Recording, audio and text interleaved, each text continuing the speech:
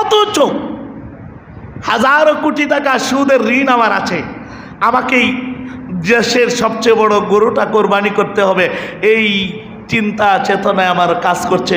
অথচ সুদে জর্জরিত, আমি সুদের টাকায় ভরপুর, আমার টাকাগুলো হালাল না, আমাকে কোরবানি করতে হবে বড়টা। কারণ যদি বড়টা না করি কেমন দেখা যায়, সারা জীবন বড়টা কোরবানি করে আসছি, নিয়াতে সমস্যা।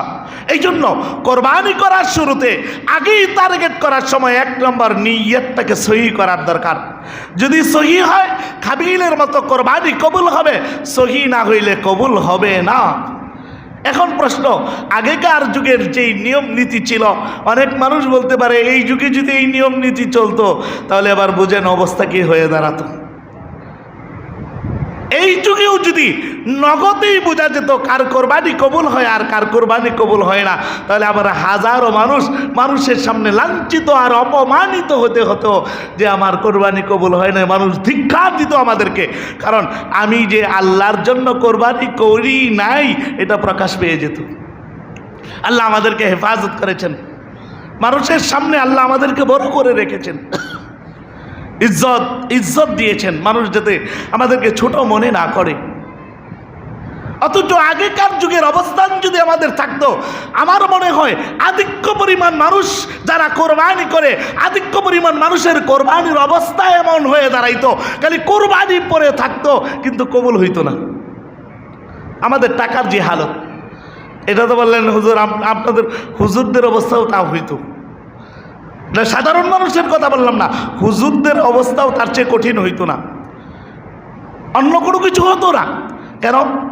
আমি কোরবানি ঈদ আসলো, আমার পকেটে কিছু টাকা ঢুকছে, মনে করেন কোরবানি ঈদের উপলক্ষে একজন আইসা আমাকে 10,000 টাকা হাদিয়া দিল, দেয় নাই কিন্তু মানে কথার কথা বলছি, দিল। এখন 10,000 টাকা হাদিয়া পাওয়ার পরে আমি হুজুর মানুষ, আমার কাছে 10,000 টাকা হাদিয়া আসছে, আসার পরে আমিও পাইছি তো 10,000 টাকা হাদিয়া আসছে। এখন যে মানুষটা আমাকে হাদিয়া দিল, এই মানুষটা কোন টাকা থেকে আমাকে হাদিয়া দিল এখন পর্যন্ত, আজ পর্যন্ত কোনো হুজুররা, আধিক্য পরিমাণ হুজুরদের দিকে তাকায়া বলছি, কখনো তাহকিক করেছে? আপনি আমার পকেটে হাদিয়া ঢুকিয়ে দিয়েছেন, 10,000 টাকা আমার পকেটে হাদিয়া ঢুকাইছেন, হাদিয়া ঢুকার পরে একবার কি আমি চিন্তা করেছি এই যে টাকাটা আমার পকেটে ঢুকাইলো কিসের টাকা ঢুকাইলো? একবারও তাহকিক করি নাই। আমরা মনে করি 10,000 টাকা হাদিয়া পেয়েছি, আমার পকেট ভর্তি হয়েছে, যার কারণে এই টাকা দিয়া হুজুরাও যখন কোরবানি করে তখনও তাদের কোরবানিও কবুল হয় না। কারণ ওই মানুষটা তো হালাল টাকা দেয় নাই, ওই মানুষটা সুদখোর, মদখোর, গাঞ্জাখোর, ওই মানুষটা হারাম ব্যবসা করে, এই টাকা আমার পকেটে ঢুকাইয়া দিছে, আর আমি মনে করতেছি আরে 10,000 টাকা পেয়েছি আদি। আল্লাহ রসুল সাল্লাল্লাহু আলাইহি ওয়াসাল্লামের এটাই তো বক্তব্য ছিল। রাসূলুল্লাহ সাল্লাল্লাহু আলাইহি ওয়াসাল্লাম এটাই বয়ান করেছেন, এমন একটা সময় আসবে আমার উম্মতের মধ্যে, এমন একটা সময় আসবে উলামায়ে কেরাম বয়ান করবে, যারা উলামায়ে কেরাম ইমামতি করবে, উলামায়ে কেরাম ইমামতি করবে কিন্তু সুদ মুক্ত হতে পারবে না, ঘুষ মুক্ত হতে পারবে না। এবার বলেন এই যুগ এমন আছে না নাই? আধিক্য পরিমাণ মানুষ সুদের সাথে জড়িত। এই টাকা যখন আপনার আর আমার পকেটে আসে, পকেটে আসার পরে আমরা একটু তাহকিক করি না যে টাকাটা কোন থেকে আসছে, যার কারণে হাজারো মানুষ এমন হইতো, হাজারো ইমাম সাহেবরা এমন হইতো, কোরবানি যদি জ্বলন্ত প্রমাণ হইতো, নগদ বোঝা যাইতো, হাজারো হুজুর কোরবানি করতো, কোরবানি হইতো না। আর সাধারণ মানুষেরা কি মনে করতো জানেন? সাধারণ মানুষেরা মনে করতো কোন হুজুরের পিছনে নামাজ পড়ি রে, আমাদের কোরবানি কবুল হইল, হুজুরের কোরবানি কবুল হয় নাই, এই হুজুরের পিছনে নামাজ পড়তাম না। বলতো কি বলতো না?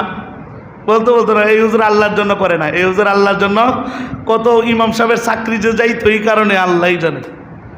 কারণ কোরবানি করতো, কোরবানি করলে কোরবানি কবুল হইতো না, মানুষ ছিছি করতো।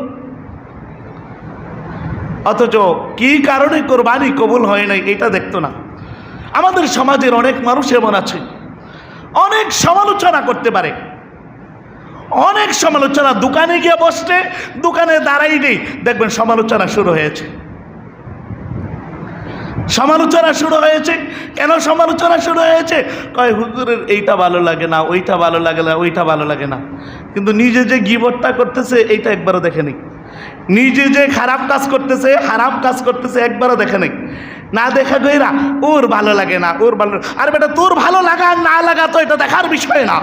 দেখার বিষয় হলো কোরআন কি বলেছে, সুন্নাহ কি বলেছে, কোরআনের পক্ষে আছে কিনা, সুন্নাহর পক্ষে আছে কিনা। কোরআন মুআফিক হলেই হলো, সুন্নাহ মুআফিক হলো। তুই ব্যক্তিকে, তোর ব্যক্তি সন্তুষ্টি করার জন্য কোনো আলেম কোরআনের কথা বলে না, সুন্নাহর কথা বলে না।